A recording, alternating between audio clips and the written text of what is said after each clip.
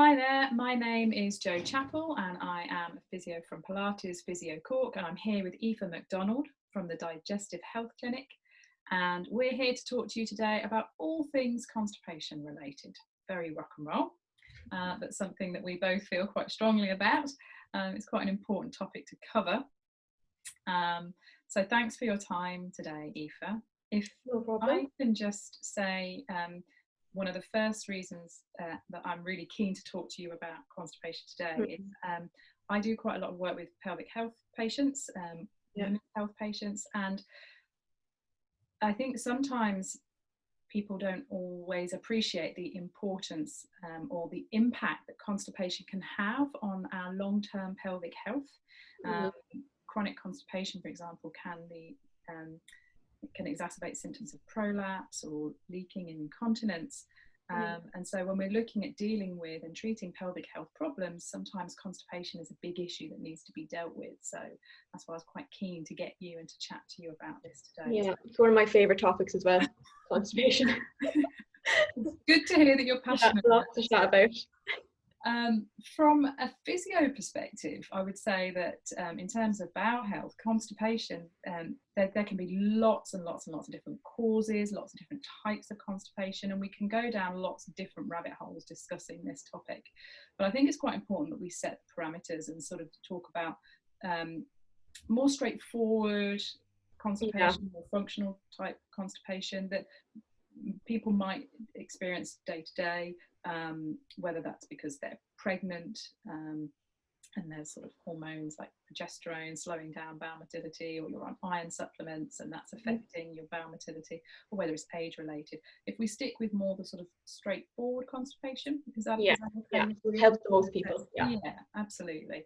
So from your perspective as a dietitian, when I say constipation to you, what is it? What does it mean to you? Yeah, so the definition that we kind of use in dietetics is if you're opening your bowels kind of less than 3 times a week, then that would indicate that maybe your bowels aren't opening as frequently as they should be. So that's what we kind of look in terms of frequency. And then in terms of the consistency or what the actual stools look like, we use something called the Bristol stool chart. So people can Google that if they haven't heard of that before. Bristol stool chart is good to know about. Yeah, it's good to know. So yeah, so it's just a chart that shows 7 different types of stools. So you have type 1 and 2, which are kind of like constipated stools, so very kind of small, hard stools that can be quite hard to pass. And then the other end of the spectrum then is kind of type 6 and 7, which are loose type stools. So you're having mainly type 1 and type 2 stools very regularly, then that would indicate, difficulty with constipation, or also it could be something called incomplete evacuation, where maybe, you open your bowels, but you feel like you haven't really passed everything. So that's kind of what we look for. Is that similar to what you would look for? Absolutely, yeah. There's sort of, we would talk about sort of constipation, sort of unsatisfactory defecation. You've got sort of, or slow bowel transit. You've got this sort of impairment to emptying your bowel properly. Sometimes we work with people who might need to use sort of manual assistance to help sort of empty the bowel as well there, and it is that sort of straining to pass a poo. It's that sort of hard lumpy type of stool. But I think it's quite important to sort of recognise that we're talking about spectrum, really, aren't we? It's not sort of very few people fit a certain sort of profile. There's a range, and so you said at the start there that it could be, not going to the toilet once every 3 days. But some people, that might be their normal, and they might then be constipated if it goes to sort of 4 or 5 days. But then at the other end of the spectrum, there can be people who can have bowel movements 3 times a day. Exactly, Sort of almost anything in between is considered normal. So it's about sort of understanding what is normal for that individual. Yeah, I agree with that. If they've noticed any change as well, that can be interesting. So I would say like anything kind of more than 3 times a day or less than 3 times a week, you kind of be thinking is something absolutely. So from a dietetics point of view, like there's loads of things that you can talk about with clients, isn't there? Where would you start? What sort of things would you cover? Yeah, so like if I was seeing someone, I'd often get someone to do like a food diary for me, because that's like the easiest way to kind of figure out like how much fiber are they having, is that an issue for them, how much fluid are they having. So I'd often start off with that. And we know that like the majority of Irish adults aren't getting enough fiber, so we should be getting kind of roughly about 30 grams a day, and most people are getting less than 20. So there is kind of a big shortfall there. So like most people would benefit from increasing their fiber. So in terms of like increasing fiber, it's always advised to do it quite slowly, because sometimes people might get a bit excited and they'll start eating loads of like really high fiber foods. And we know that if you do that quite suddenly, that can really upset your gut. You know, it's not used to it. Yeah. So you kind of need to ease into it. You need to make sure you're drinking plenty of fluid as well, because the fiber will act kind of like a sponge, so it's going to absorb that water. So if you're eating a load of fiber and there's no fluid there to kind of soften it, then it's likely to kind of get stuck along the way and be very, very uncomfortable. You get very bloated. Yeah. So yeah, I'd advise people to do it quite slowly as well. Absolutely, yeah, and not overwhelm your gut at all. Exactly. And I suppose people, not everybody, but I think a lot of people may not have full appreciation of the range of fibre that's out there. And it's sort of very black and white, you know, I'll go and get myself a pack of All Bran and I'll just start eating 3 bowls of that a day, and that's not really what we recommend at all, is it? Because there's quite a lot of range in fibre, isn't there? Yeah, there's lots of different like types of fiber, and there's lots of different foods you can get fiber from. So when we talk about kind of fiber there, we get fiber basically from all plant foods. So there's 6 kind of groups of plant foods that we try to get people to eat a good variety from. So you have your fruit, your vegetables, nuts, seeds, whole grains, and legumes. So legumes are things like chickpeas, beans, and lentils. So they're kind of the 6 groups. So we'd be kind of aiming for people to get something from there, you know, every day if they can. So yeah, some fruit and veg. We recommend, you know, at least 5 portions a day. But a lot of people aren't, you know, getting this. So it might be someone kind of one week starting, okay, I'll have an extra portion of fruit today, or I'll have an extra portion of veg. And then the next week they might decide that, okay, I'm going to start having a handful of nuts as a snack, or I'm going to sprinkle seeds on my porridge in the morning. So there's lots of kind of little simple things you can do to increase your fiber. And we know that in terms of fiber and gut health and things, that like variety is the most important thing. So not getting fixated on, you know, individual foods, although there is some research on some specific foods that are beneficial. So namely things like prunes, which most people are, you know, familiar with in terms of their effect on the bowels. They can have kind of a laxative effect. So we'd say with prunes to start with maybe 50 grams of prunes on the first week and have that daily for a week. And then week 2 increase to 100 grams. So start with 50 grams on a daily basis. And what would that kind of look like? So kind of like a large handful, I guess. Yeah. So about 50 grams. And then you'd be increasing on week 2 then up to 2 50-gram servings a day. So that's one option. There's also some good studies for constipation and kiwi fruits. So eating 2 kiwi fruits a day over kind of 12 weeks helped to increase stool frequency in study participants. So again, starting with 1 kiwi a day for the first week, and if your bowel's kind of happy enough, then increase to 2 a day. Okay. So that's kind of some things that are good. Also things like seeds are really handy. So things like chia seeds, or, you know, flaxseed or linseed, they're really, really high in fiber. So like if you had like a 30-gram, you know, dessert spoonful of like chia seeds, they might have like 10 grams of fiber in there, which is a third of your fiber for the day. And linseed is about 7 grams in a 30-gram spoon. So if you're mixing that into like soups or salads or your porridge, yogurts, you know, they're very versatile, so you can kind of add them into things as you go. So it's just little things like that over time that will make a big difference and really increase your fiber intake. You've just made me think of a couple of things there. So when you were talking about the seeds, for example, I know I've heard in a couple of different places that actually we shouldn't be buying the pre-milled stuff, the pre-ground stuff. We should be grinding it and milling it ourselves.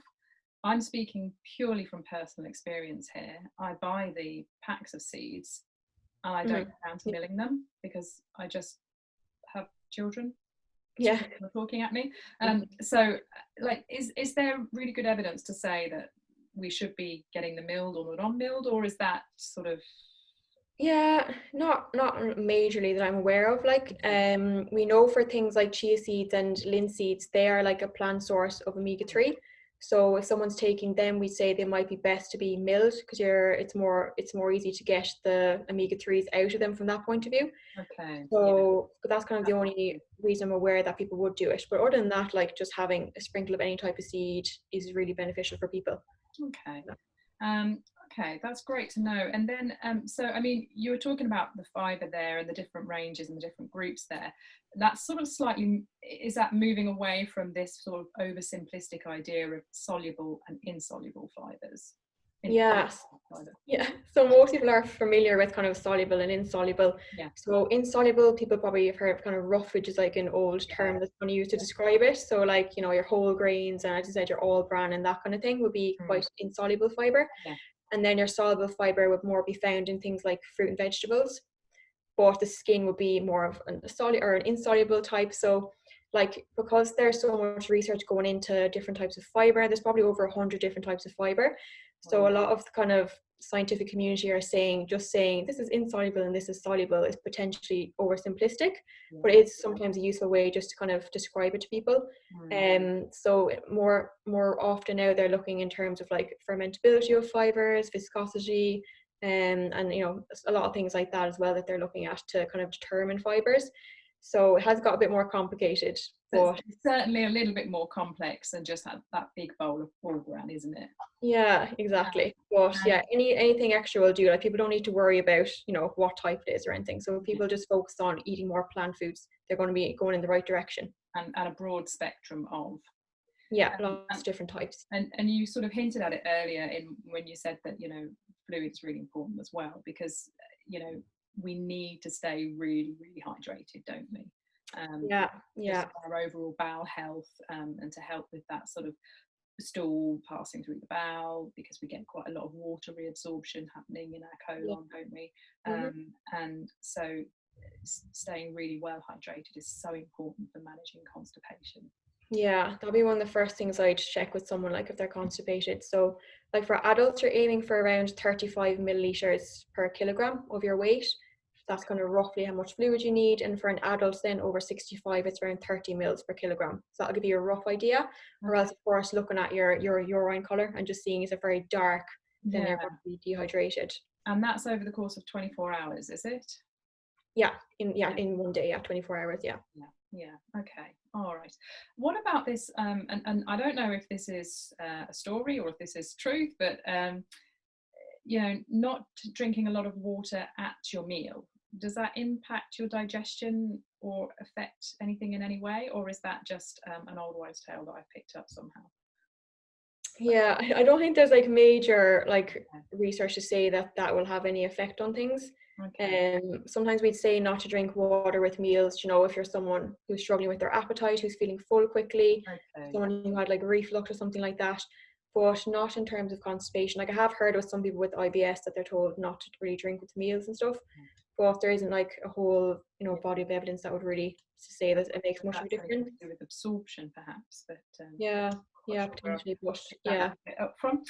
Okay, all right. And I suppose really from a physio point of view, one thing that I would talk quite a lot about with clients, because obviously, as I said, you know, managing constipation is a really important part of managing pelvic health long term. And I might talk in terms of you know, as I said, like how many children might you have in your lifetime? You might have one or two or three, you might have one difficult labour or more.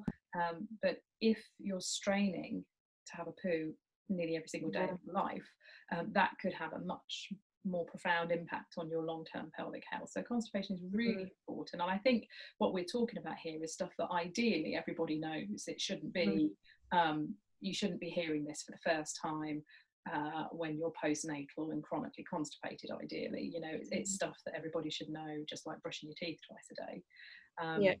But in terms of good health, good bowel habits, there's quite a few things that we would cover. I'd be really interested to hear sort of what good habits and things that you might go through with clients. You've spoken about sort of the importance of your diet, the variation in your fibre, the fluid. You've spoken about sort of understanding, you know, frequency of your bowel movements and what type of stool we're looking for. Are there other things that you guys would cover? Yeah, so we'd also go into like some lifestyle factors as well with people, because they can often be, you know, really important. So it's not all about diet, and sometimes people can get very fixated on, you know, their diet and stuff. So it's like the whole looking at everything, really, their whole diet and lifestyle. So another kind of point just to make around food is that, you know, it's encouraged to have regular meals. So I definitely do find if someone, you know, skips breakfast or something like that, that can actually worsen constipation. Because we know, like, in the morning you get something called like the mass movement. So when you eat in the morning, your bowel kind of, you know, kind of wakes up, and that kind of muscle contraction kind of starts again. Whatever you ate yesterday, it's going to move further down. You might have a bowel movement like soon after you've eaten. So I'd always encourage people to have breakfast to kind of get the bowel kind of woken up and get that moving again. And then I know a lot of people say that caffeine often helps them to go to the toilet, which, yeah, I can do in some people. But I also tell them to have, you know, have a big glass of water before the coffee, because we know coffee can, you know, dehydrate you slightly as well. So if you're waking up in the morning, you haven't obviously drank for at least 8 hours, and you're having something that may potentially, you know, dehydrate you a little bit, that can make constipation worse. So I say just have a drink of water, then go on and have your coffee, and that's kind of going to help a little bit more from that point of view. Then in terms of like kind of other strategies, I often do like bowel training with people. So basically just means, you know, sitting on the toilet, no expectations, you know, 5 or 10 minutes, you know, listen to some music, you know, don't be trying to strain to go or anything like that, and just get your body into that routine of opening your bowels, you know, in the morning or something after you've had something to eat. So I do that with people. Like tummy massage can be good to stimulate the bowel. And then, like, of course, movement, so, you know, getting exercise in is going to be really beneficial as well. So you probably talk to people about that a lot. And then sometimes a lot of people with the connection between the gut and the brain, if someone's very kind of stressed or anxious or sleep deprived, like that can really affect their gut as well. So we're kind of looking at all those different factors as well. So someone might have, you know, a perfect diet and, you know, drinking loads of fluid and doing everything right, but they may be totally stressed and not sleeping, and their bowel just isn't going to be happy. So that kind of cause it as well. What else would you do in clinic with people? They're all brilliant points. I would do a lot of very, very similar stuff there with just going back to, you'd said about sort of the timing of your breakfast, and you know, sort of after you've eaten your breakfast, sort of about 30 minutes or so later, you know, you've got this reflex response where there might be this natural urge to sort of have a bowel movement. I think that's a really important point, and that's worth, I find, sometimes talking to people a little bit more about, because, you know, how many people are in a mad rush first thing in the morning. I think pre-COVID, you know, in a mad rush to get out the house, get to work, you know, the commute and whatever, you might be eating your food and then running out the door. You know, sometimes it might be that we just need to look at how we might reschedule our morning. You know, do we need to get up just that little bit earlier? Do we need to sort of give ourselves a bit of time just to wake up, let the bowel wake up essentially, then have your breakfast, and then if possible, could you have a little bit of time where you might be able to sort of have a bowel movement before you leave the house? Just, you know, I appreciate that that won't be possible for everybody, but sometimes just having that discussion with some people might be helpful, so that they're not finding that they're, you know, in the car on the way to work feeling an urge, and then, you know, one of the big problems is sort of not listening to your body. You know, when your bowel says you need to go for a poo, we need to be respecting that and listening to it. We shouldn't have to be rushing off to the toilet that instant, but we shouldn't be leaving it too long. Once you get that urge to have a bowel movement, we really should be honouring that, shouldn't we? If you're in the car on your commute in traffic and you're there kind of thinking, oh God, I've got to resist the urge. If you've got a tendency to be a bit constipated, that could just cause all sorts of chaos, couldn't it? Because then you've got lots of things going on. Essentially, the stool is becoming a bit drier, and it'll be then even harder. It makes it worse. So it's just sort of, I think you raised a really interesting point there. I just wanted to elaborate on that. And I think as well, sort of even when we are eating, just as you said as well, what are the circumstances? Are we sitting down in a rush? Are we eating at our computer? Are we standing up eating the crusts of our children's sandwiches as we kind of, you know, are we actually taking time to sit? Are we taking time to enjoy our food? Are we taking time to chew our food? You know, so just some basic sort of habits there, I think, are quite important as well. Other bits that I might talk about would be things like our actual toilet ergonomics, like how are you sitting on the toilet as well? Because if we talk about basic anatomy, there's some muscles in your pelvic floor that help to create a bit of sort of continence, a bit of a continence mechanism. They just kind of help to close off around the back of the anus. But we really, if we can sit in a squat style position, if we can raise our feet up off the floor and have our feet on some steps or on some toilet rolls or something like that. I mean, the ideal world scenario is that we're all still squatting over holes in the floor, you know, but So we want to talk, I would talk a lot about toilet ergonomics as well, and then leaning forwards, letting the tummy relax. We talk about breathing, we talk about bracing, working with your abdominal muscles. We talk about even making noises to try and help the passing of the stool, because sometimes it's that straining component, isn't it? That can be part of the problem for people. But other things, sort of, I'd perhaps be asking as well about some lifestyle stuff, like, like, do they smoke, how much exercise are they doing, and bits and pieces like that.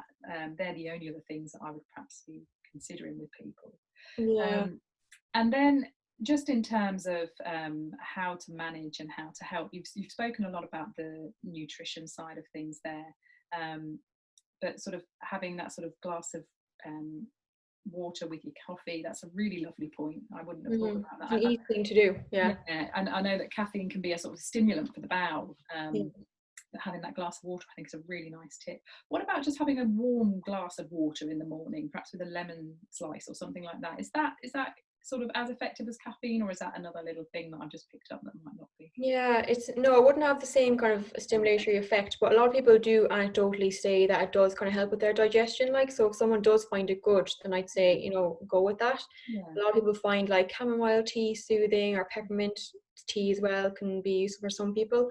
So if something works for you, then definitely just do it. Like, there doesn't always have to be evidence, but and I suppose the other thing that I would talk a lot about with clients is just that stomach massage, and it's just sort of being aware of going from sort of bottom right abdomen up under the ribs and across and then down, and just sort of moving in that direction, to sort of help I suppose sort of stimulate or help with bowel motility a little bit. That can be quite nice. Again, anecdotally, some people find that can be really helpful, and maybe if that's done sort of in the morning time, that could just be a nice little stimulant. Can really help.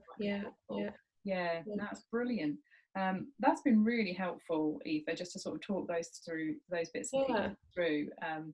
And like we said at the start, I think we're both quite passionate about this, because we appreciate the impact from a pelvic health point of view, the impact that constipation can have on our long-term pelvic health. People just think it's normal. Like, a lot of people think that they just put up with it, and they don't realize there's so much that you can do. So if there's anyone watching who is struggling, I'd definitely just like seek help. Like, there's so much that can be done. I suppose even from your perspective in the dietetics world, sort of the impact that it has on your overall health. Your gut is so important, isn't it? We need to keep our guts happy. So absolutely. And if we're blocked up, and if we're retaining that waste product, I mean, there's all kinds of nasty repercussions there, isn't there? So for everyone's benefit, for your own gut health, for your own health and well-being, happiness and all of that, we need to manage our bowels and avoid constipation. So I hope that's been helpful for people. I've got a couple of really nice tips there just talking with you, Aoife, so thanks for that. That was brilliant. Is there any other final comment you might add to that, or are you happy with all your bits and pieces there? Just people to start slow with their fibre, because as I said, like, the majority of people aren't getting enough. So like, even if you think you are, there's still add in an extra piece of fruit or a handful of nuts. Like, there's going to be so many benefits associated with it. So definitely encourage that. And best way for people to get in contact with you, Aoife? So I'm on Instagram at the Digestive Health Clinic, or Facebook as well. Perfect. Great stuff. Pilates Physio Court, we've got our own website and bits and pieces. And get in touch. If you've got any questions at all, let us know. All right. Thank you for your time, Aoife. Appreciate that. Thanks a lot. Take care. Bye.